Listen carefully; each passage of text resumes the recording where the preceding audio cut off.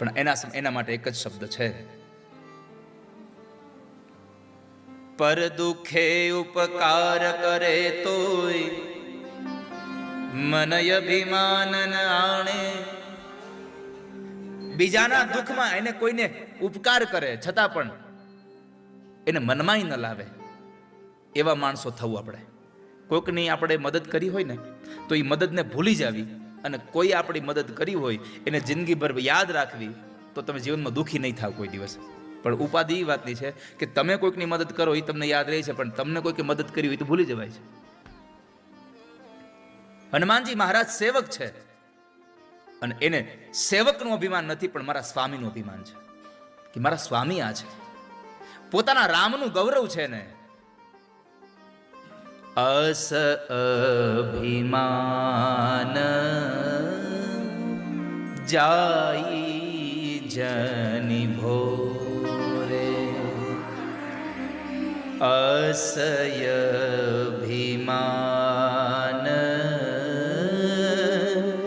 જાઈ જનિ ભોરે, मैं सेवक रघुपति पति मोरे, मैं सेवक रघुपति पति मोरे. હું તો સેવક છું અને મારા પતિ તો રામ છે, મારા માલિક પ્રભુ છે. પોતાના સ્વામીનું કામ કર્યા વગર જે માણસ ક્યારેય પણ વિશ્રામ લેતો નથી, એવા હનુમાનની કથા મારે તમને સંભળાવી છે 5 દિવસ. જેને પોતાના સ્વામીનું અભિમાન છે. અભિમાનનો અર્થ એવો ન સમજશો કે હું અભિમાન એટલે પેલો શબ્દ. અભિમાન એ છે કે હું સેવક છું પણ મારા સ્વામી રામ છે. નહીં તો અભિમાનની વાત કરીએ તો ભગવાને કીધું છે, સર્વધર્માન પરિત્યજ્ય મામેકમ શરણમ વ્રજ. ગીતાજીમાં ભગવાને કીધું છે તું બધું મૂકીને મારી પાસે આવી જા. તો અભિમાન ન થયું? પણ અહીંયા હું રઘુનાથજીનો સેવક છું, હું એનો દાસ છું, એનું મને ગૌરવ છે, એનું મને અભિમાન છે કે જે માણસે ક્યારેય પણ ભગવાનના કામને પૂરું કર્યા વગર વિશ્રામ ન લીધો હોય. મૈનાક પર્વત નીકળીને કહે કે તમે આટલો બધો સમંદર ઉલ્લંઘી રહ્યા છો, થોડી વાર વિશ્રામ લઈ લો. અને ત્યારે હનુમાનજી કહેતા હોય, રામ કાજ કિન હે બિનુ મોહી કહા વિશ્રામ. રામના કામ પૂરું કર્યા વગર મારે ક્યાં વિશ્રામ છે? અને જ્યારે આવી જિજ્ઞાસા સેવકને જાગે ને ત્યારે માલિક એની ચિંતા કરતો હોય, ત્યારે માલિક એની પ્રશંસા કરતો હોય. જે વેદ શાસ્ત્રો પુરાણો ઋષિમુનિઓ ઉપનિષદો જે ભગવાન રામના વખાણ કરે છે, તમે જુઓ ગ્રંથોમાં ભગવાનના જ વખાણ છે. પ્રભુએ આમ કર્યું, પ્રભુએ આમ કર્યું, પ્રભુએ આમ કર્યું. અને જે રામના વખાણ વેદોએ કર્યા એ જ રામે હનુમાનના વખાણ કર્યા છે, એના કાર્યની પ્રશંસા કરી છે.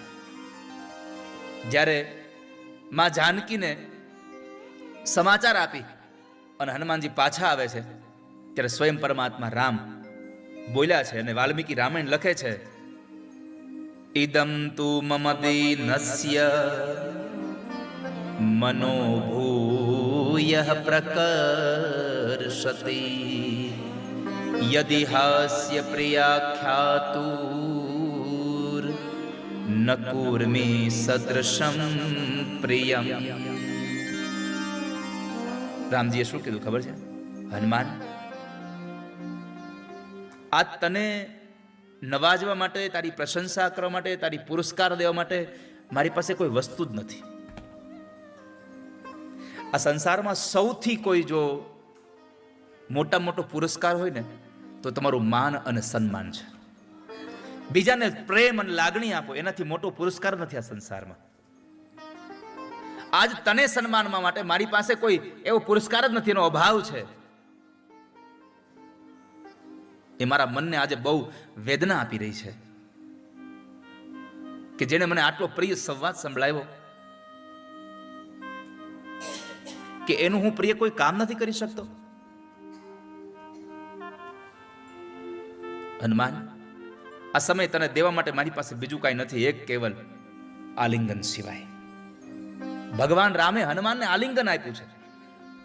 એષ સર્વસ્વ ભૂતસ્તુ પરિષ્વંગો હનુમતઃ મયા કાલમિમં પ્રાપ્ય દત્તસ્ય મહાત્મનઃ. તને આલિંગન દેવા સિવાય મારી પાસે કશું કાંઈ સાધન નથી. કોઈ નોકરે સારું કામ કર્યું હોય અને શેઠને આમ આલિંગન આપે, બથ ભરે, અને નોકર પુલકિત થઈ જાય, એ બહુ સામાન્ય ઘટના છે કે મારા શેઠે મને બાથમાં લીધો. આવું સમજીને માણસ એકદમ રોમાંચિત થઈ જાય. આ બહુ સામાન્ય ઘટના છે. પણ પોતાના નોકરને બાથ ભીડી અને માલિક જ્યારે પુલકિત થઈ જાય ને ત્યારે સમજવું આ અસામાન્ય ઘટના છે. વાલા ભક્તજનો, નોકરને બથમાં લઈ અને સ્વામીને પોતાને થઈ જાય મને આનંદ થઈ રહ્યો છે, એ અસામાન્ય ઘટના છે. અને એવી જ ઘટના અહીંયા રામચરિત માનસમાં બની છે. જ્યારે હનુમાનજીને આમ ભેટા ત્યારે હનુમાનજી જેટલા પુલકિત થયા એના કરતા અનેક ગણા પુલકિત પ્રભુ રામ બન્યા છે. હું હનુમાનને ભેટી રહ્યો છું, હનુમાનને ભેટી રહ્યો છું.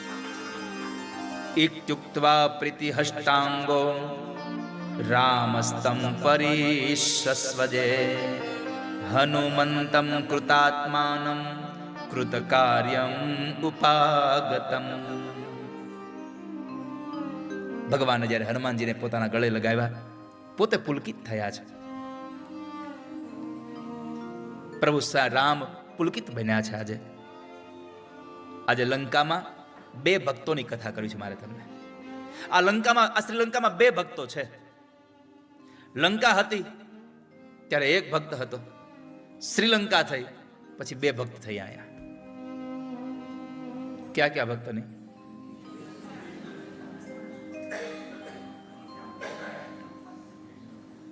ના, હજી એક નામ છે, કોઈને યાદ હોય તો. વિભીષણ નહીં, હનુમાન નહીં, હજી એક નામ છે, બોલો, કોઈ છે યાદ? હે? ના, એનું નહીં. હવે હું તમને કહી દઉં. ના, જટાયુ અહીંયા હતો જ નહીં. રાવણની કથા કરી. રાવણ ભક્ત છે, હનુમાન પણ ભક્ત છે, રાવણ પણ ભક્ત છે. કેમ? હનુમાનજી મહારાજ છે એ સ્વયં શિવના અવતાર છે, અને રાવણ છે એ ભગવાનનો પાર્ષદ.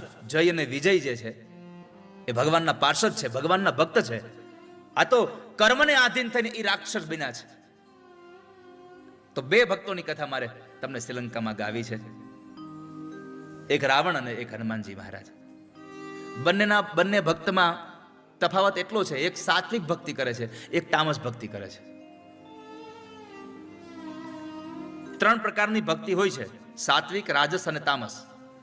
એમાં સાત્વિક ભક્તિ કરી હનુમાનજી મહારાજે. કેમ? બસ ખાલી પોતાના સ્વામીને પ્રસન્ન કરવા માટે જે કામ થઈ રહ્યું છે એ સાત્વિક ભક્તિ છે. પોતાને કંઈ જોતું છે એ રાજસ ભક્તિ છે, અને મારે બીજાનું ખરાબ કરવું છે એના માટે કંઈ તમે કરો છો એ તામસ ભક્તિ છે. તો રાવણ હતો એ તામસ ભક્તિ, બધું મેળવતો હતો પણ બીજાને હેરાન કરવા હતું. હિરણ્યકશિપુએ તપશ્ચર્યા કરી પણ એ તામસ હતી. દક્ષ પ્રજાપતિએ યજ્ઞ કર્યો એ તામસ હતો, કારણ શિવજીનું અપમાન કરવું હતું. અને જે સંસારમાં બીજાનું અહિત કરવા માટે ભક્તિ કરે છે એનું અહિત થયા વગર રહેતું, ખાડો કરે એ સૌથી પેલો અંદર પડે. રાવણ કઈ હાવ ખરાબ નહોતો. રાવણમાં બધા ગુણો સારા હતા, ખાલી એક જ દુર્ગુણ હતો, એ રાવણ હતો. સમજાય છે? રાવણમાં બધા સદગુણો હતા, ખાલી એક જ દુર્ગુણ હતો, એ રાવણ હતો. બીજાને રડાવતો હતો ને એ જ દુર્ગુણ હતો, બાકી એનામાં કઈ ખામી નહોતી. સાહિત્ય દર્પણમાં એક શ્લોક લખ્યો છે, દેશ રાગમાં લખ્યો છે.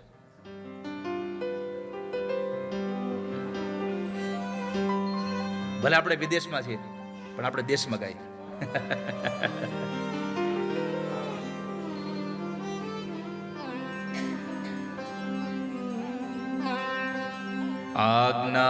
આજ્ઞાશક્ર શિખામણી પ્રણયિની શાસ્ત્રાણિ ચક્ષુર્નવમ ભક્તિ ભૂત તપતો પિનાકિની પદમ. આજ્ઞા શક્તિ. આપણે બધાએ સાંભળ્યું છે કે નવગ્રહોને ઢોલિયા બાંધીને રાખતો હતો. હવે આ જેવો તેવો માણસ કહેવાય?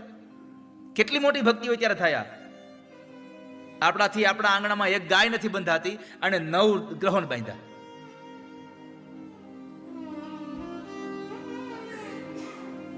ઇન્દ્ર જેની આજ્ઞાનું પાલન કરે છે, આજ્ઞા શક્ર શિખા મણિ પ્રણયની શાસ્ત્રાણી ચક્ષુર્નવમ.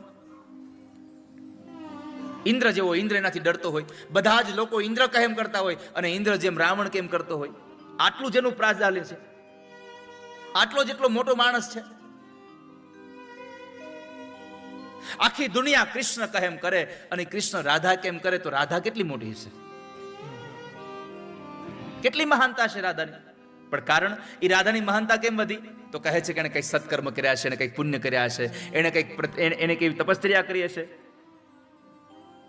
રાધે તું બડી ભાગિની કોન તપસ્યા કી, તીન લોક તારન તરન સો તુમારે આધીન. તેવી કઈ તપસ્યા કરી કે જેને લઈને તારે આધીન થઈને રહે છે?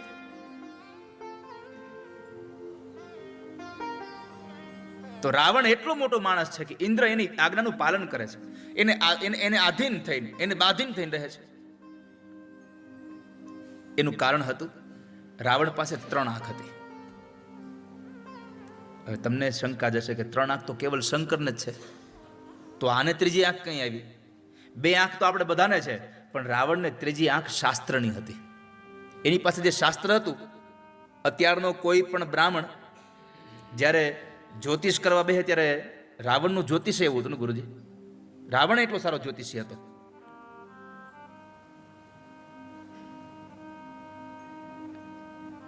રાવણ સંહિતા નામનો એક ગ્રંથ છે, એમાં જ્યોતિષ નું બહુ સારું લખ્યું છે બધું. તો એની પાસે ત્રીજી આંખ શાસ્ત્રની હતી. અને આ સંસારમાં જેની પાસે શાસ્ત્રની આંખ છે, છતાં પણ માણસ ડૂબ્યો. કારણ જ્ઞાન હોય, પણ જ્ઞાન કઈ જગ્યાએ વાપરવું ને એની ખબર ન હોય. આ સંસારમાં સૌથી મોટું જ્ઞાન કયું? લોકોને જ્ઞાન થઈ જાય એટલે તરત જ કહેવા માંડે, એ તો આપણને ખબર જ છે. જો તમને એક વાત કહી દઉં, તમે કથા ગમે એટલી સાંભળી હશે, પણ તમને બીજી કથામાં જાઓ ત્યારે મજા ત્યારે જ આવશે કે જ્યારે તમે હાવ ખાલી થઈને જાઓ. કથા સાંભળવા જાઓ ને ત્યારે સાવ ખાલી થઈને જાઓ. દૂધ લેવા જાય અને પાણીની બરણી ભરીને જાય, દૂધ લઈને આવો. એમાં ખાલી વાસણ લઈને જાઓ તો ભરીને આવો. એમ જ્યારે પણ કથામાં જાઓ, આજે અહીંયા કથા પૂરી થાય ને આવતીકાલે બીજા વક્તાની કથામાં જાઓ ને, તો પાછું એમ ન કેવું હજી તો કાલ આપણે કથા સાંભળી છે ને આપણને ખબર જ છે બધી. ના, બીજા વક્તાની કથામાં જાઓ ત્યારે આ ડબલું ખાલી કરીને જાવ. હાવ જેટલા લોકોએ ડબલું ભરી રાખ્યું છે ને એને જ ઉપાધિ છે. ખાલી કરી નાખ્યું છે એને કઈ ઉપાધિ જ નથી.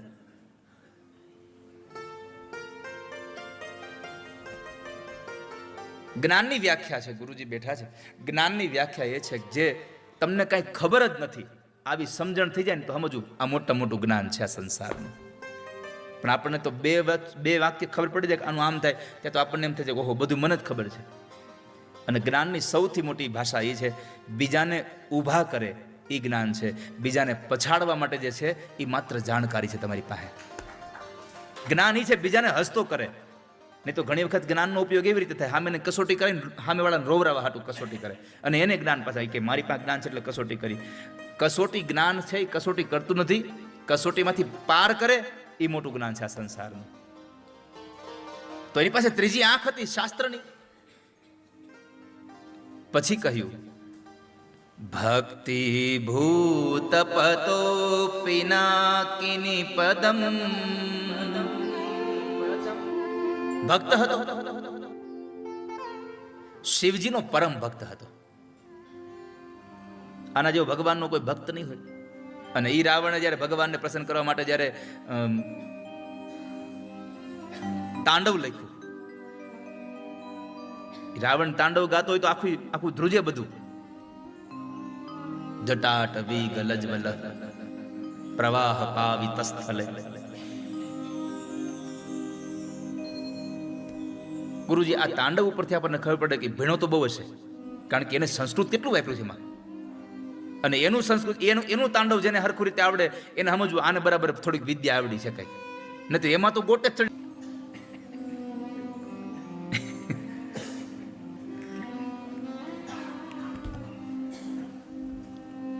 રાવણ, હા તમે ઓલું જે બીજું તાંડવ છે કયું છે ગિરીશભાઈ, કયું છે બીજું? શેલ શું? હા ઈ તમે ગાયકો. આ જટાટવી ગલજવલ વાળું છે એ બહુ અઘરું છે. એના માટે તમારે પેલા એનું અધ્યયન કરવું પડે, એને કોઈ સારા વિદ્વાન બ્રાહ્મણ પાસેથી ભણવું પડે, એની સંધિ છૂટી પાડવી પડે, નકર ઇન્દ્ર શત્રુ વિવર્ધસ્વ થઈ જાય છે. ખાલી ઇન્દ્ર શત્રુ વિવર્ધસ્વ, પણ ઇન્દ્ર શત્રુ વિવર્ધસ્વ થઈ જાય. ભાગવતજીના છઠ્ઠા સ્કંદની કથા છે વૃત્રાસુરની, ખાલી ફેર એટલો જ પડ્યો. ઇન્દ્ર કર્યું, યજ્ઞ થતો તો ઇન્દ્રને મારે એવો દીકરો જોતો હતો એટલે, પણ ઇન્દ્ર થયું તો ઇન્દ્રના હાથે મરે એવો દીકરો થયો. ફેર કાંઈ લાંબો નથી એમાં. જટાટવી ગલજવલમાં ખાલી ભેગું કરી દેવાનું ગમે ત્યાંથી, એમ નથી. આખો અર્થનો અનર્થ થઈ જાય છે. એ શ્લોકોને ગાવા હોય તો કોઈ વિદ્વાન બ્રાહ્મણ પાસે જઈને પહેલા ભણી લો, સમજી લો, અને પછી ગાવાનું ચાલુ કરો. પણ થાય છે એવું, ગાવાવાળા એવા, સાંભળવાવાળા એવા, એટલે કોઈને કઈ બધું હાલી જાય છે. પણ મારી તો એક પ્રાર્થના છે, જેને ગાવું છે ને એને પરફેક્ટ ગાવું. ન આવડે, આપણે નથી રમતા. તમે તમારી જાતે, અને એક વાત જિંદગીમાં લખી રાખજો, બધી જગ્યાએ જીતી અને જે આનંદ મળે છે ને એમાં અમુક જગ્યાએ હારવાથી આનંદ મળે.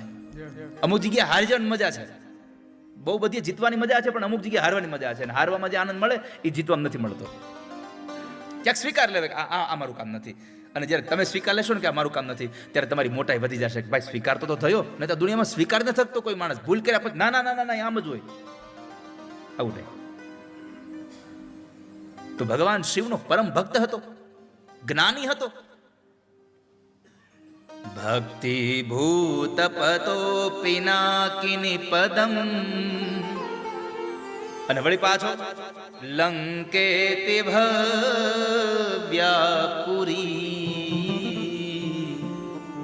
લંકા જેવી ભવ્ય અને દિવ્ય નગરી હતી એની પાસે. સ્ફટિક મણિના મહેલ, પણ કરુણા એ હતી વસનાર સૌ વિકરાળ હતા. એના પછી તો અદ્ભુત વાત હતી.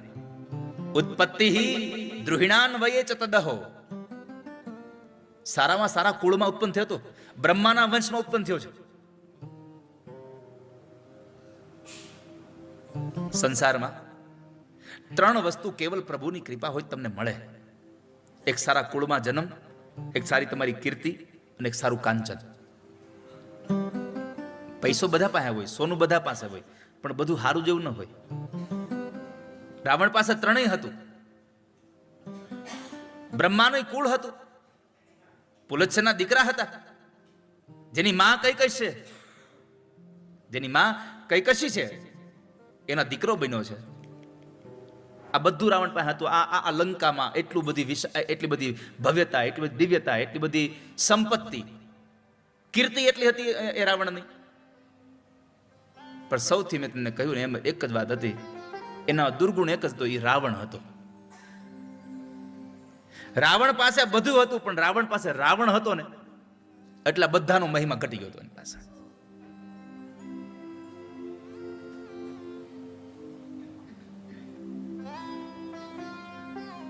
બધાને હેરાન કરતો હતો. બાકી જો એક બધાને હેરાન ન કરતો હોત તો આજે રાવણ પૂજાતો હોત.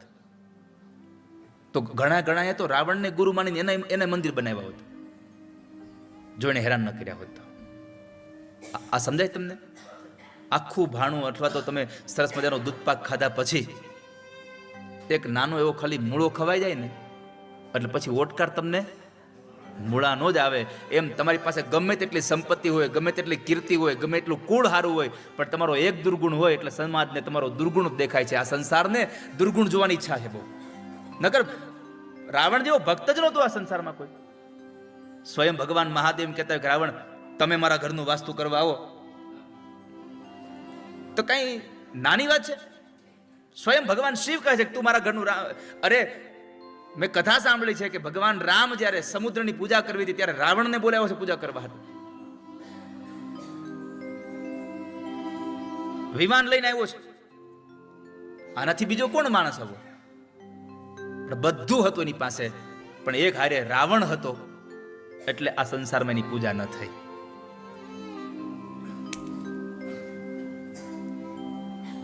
આજે હનુમાનજી મહારાજ ભગવાનના ભક્ત હતા, પણ સર્વત્ર પૂજાય છે.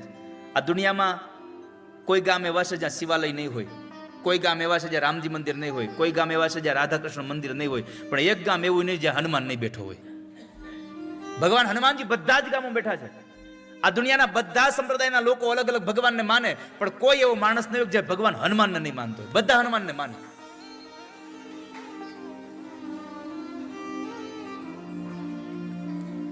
હનુમાનજી મહારાજ સર્વગુણ સંપન્ન હતા. એવં ગુણ ગણેર યુક્તા યસ્ય સ્યુઃ કાર્ય સાધકા.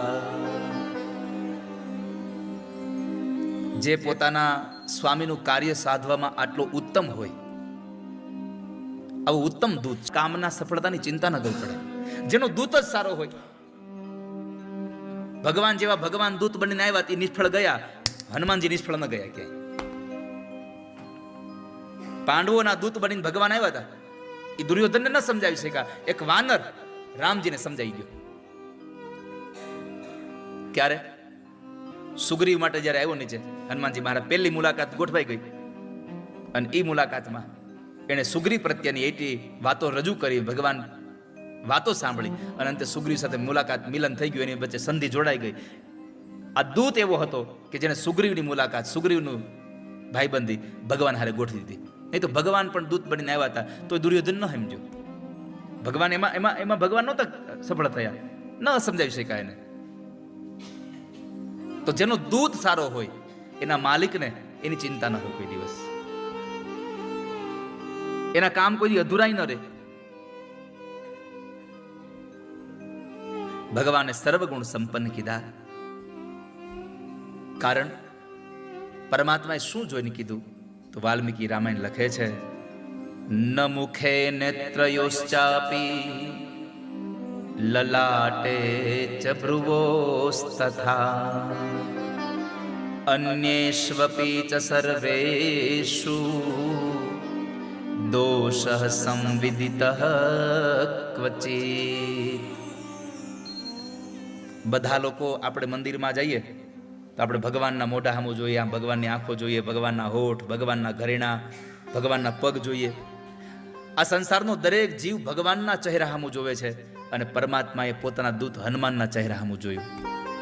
ભગવાને સર્વગુણ સંપન્ન એટલા માટે કીધા કે પરમાત્માએ, હનુમાનજીએ અત્યાર સુધીના જેટલા કાર્યો કર્યા, એમાં એના મોઢા ઉપર, એના નેત્રોમાં, એના લલાટમાં, એના ભવમાં, એટલે કે આ બે નેણની વચ્ચેનો જે ભાગ, આમાં કોઈ પણ જગ્યાએ પરમાત્માને એક પણ કાર્યમાં ક્યાંય દોષ ન દેખાડો. નકર આપણે ક્યારેક કામ કરતા કરતા કોઈક આપણું કામ કરતા હોય, આપણે કંઈક હોય તો નથી આમ મોઢું બગડી જતું, મજા ના આવી.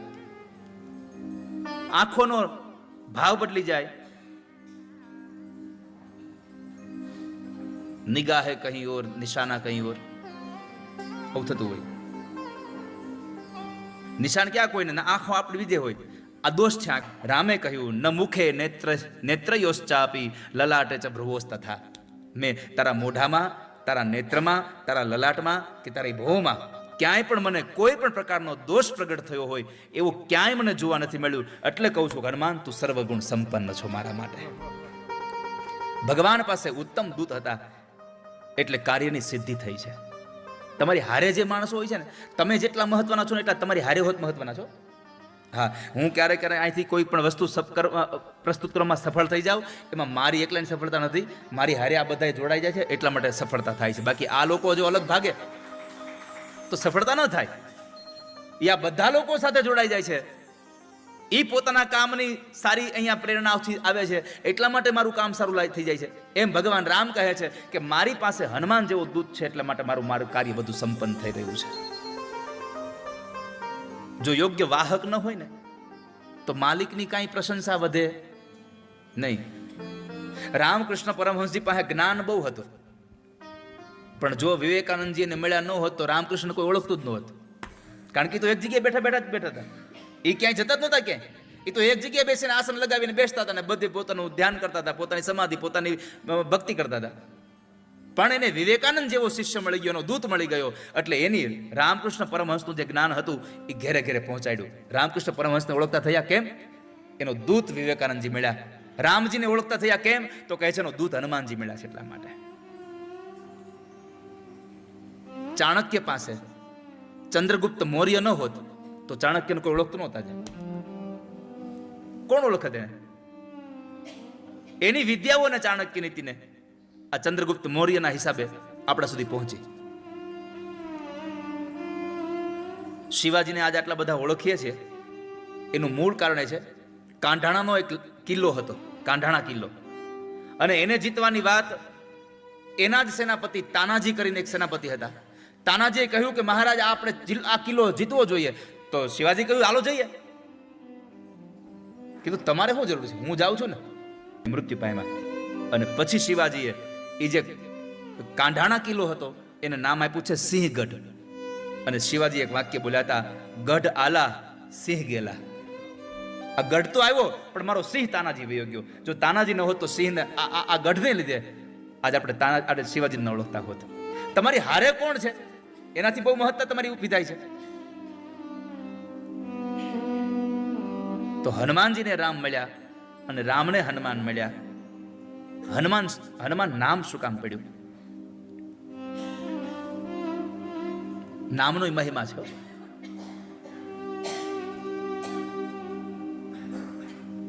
નામનો મહિમા ન હોય તો તમે જુઓ, દીકરાનું નામ સૌ લોકો રાખશે.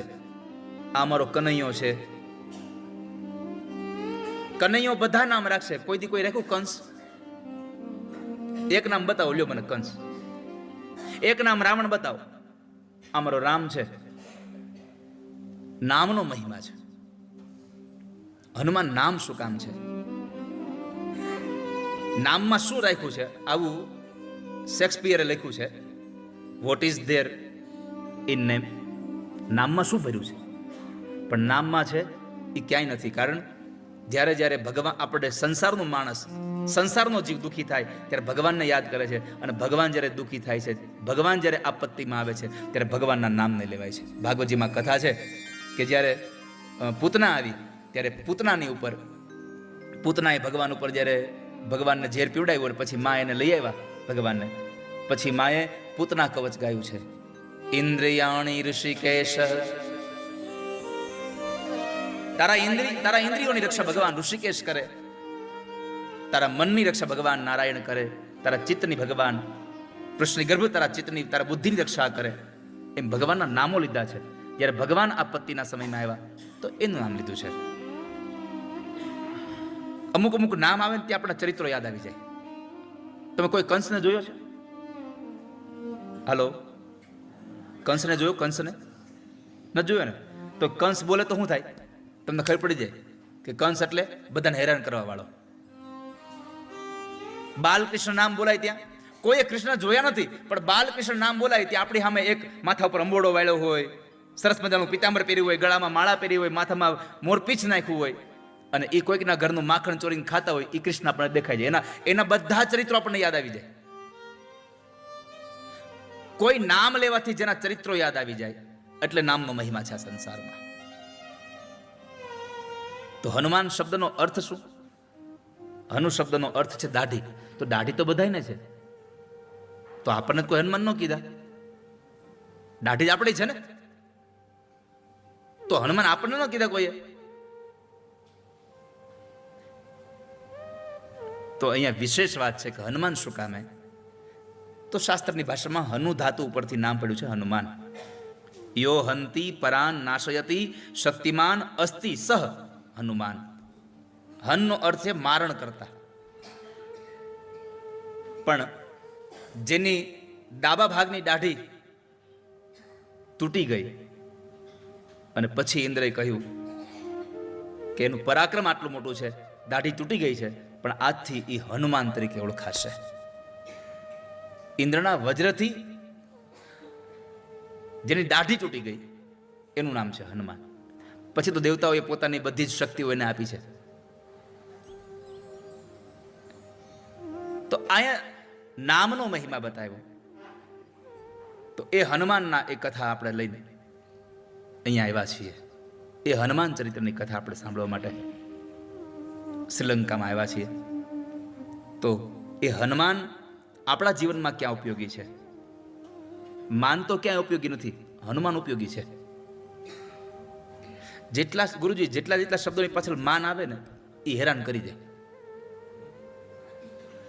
જેટલા શબ્દોની પાછળ માન આવે હેરાન કરે. સૌથી પહેલું અભિમાન.